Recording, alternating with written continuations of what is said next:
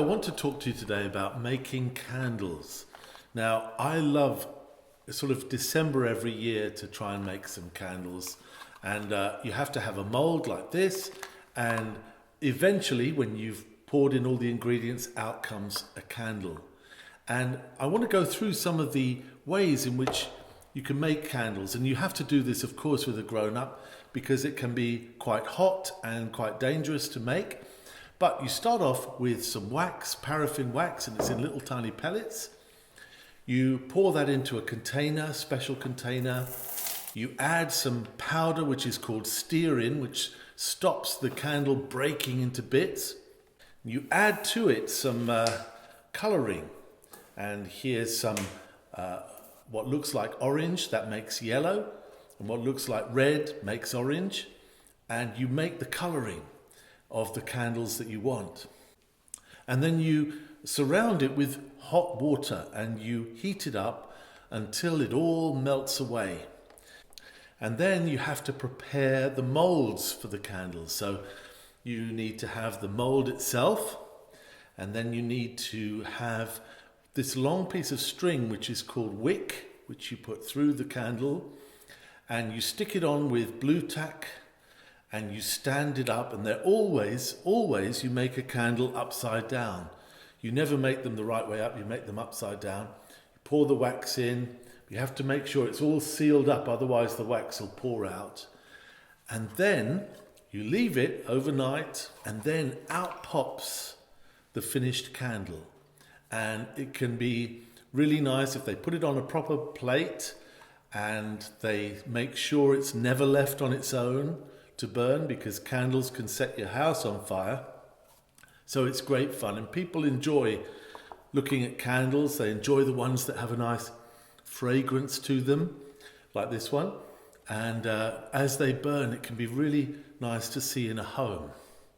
But I want to talk to you about this idea that the shape of the mold affects the shape of the candle. One leads to the other. And in the Bible, Christians believe, and I'm speaking from a Christian point of view, that we become what we follow. So if I follow good things, that will affect me in a good way. If I follow bad things, it will affect me in a bad way. That's obvious. In the Old Testament of the Bible, it says there, they followed, this is the people who lived in Samaria. They mixed up their faith in God with all kinds of other ideas. And it says that they followed emptiness and became empty. Or as it says in some versions of the Bible, they followed vanity and became vain in 2 Kings 17. So if you follow empty ideas and empty people, you become like that yourself. Now, when I was a child, I remember I had a friend who was older than me, he was 1 year older than me, and he used to lead me in all the wrong directions. He used to say, "Come on, Gavin, let's break something. Well, let's steal something. Well, let's see if you're brave enough to go in a shop and try and steal something. You know, are you brave or are you scared? Maybe you're too scared to do it." And I remember I used to say, "No, I'm not too scared."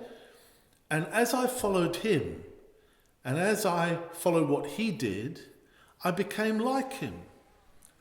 He wasn't a good example for me, and I became like that too. And I was about 11 years old, 10 and 11. So we become what we follow. And in the New Testament of the Bible, and I'm speaking from a Christian point of view, Christians are told by the Apostle Paul in Romans 8 that God has chosen his people from before the world even came into being. He has destined from the beginning those who will follow him. And he says he wants them to be molded into the image of his Son. In other words, to be molded into the image of Jesus, to become like Jesus. Now, some of you call Jesus Isa. Some of you will know him just as an interesting man from history.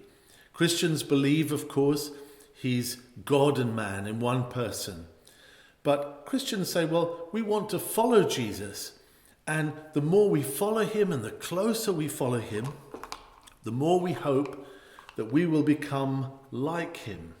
Just as the candle is formed by the mold, so we want to be molded into the image of Jesus. We want to become more like Jesus.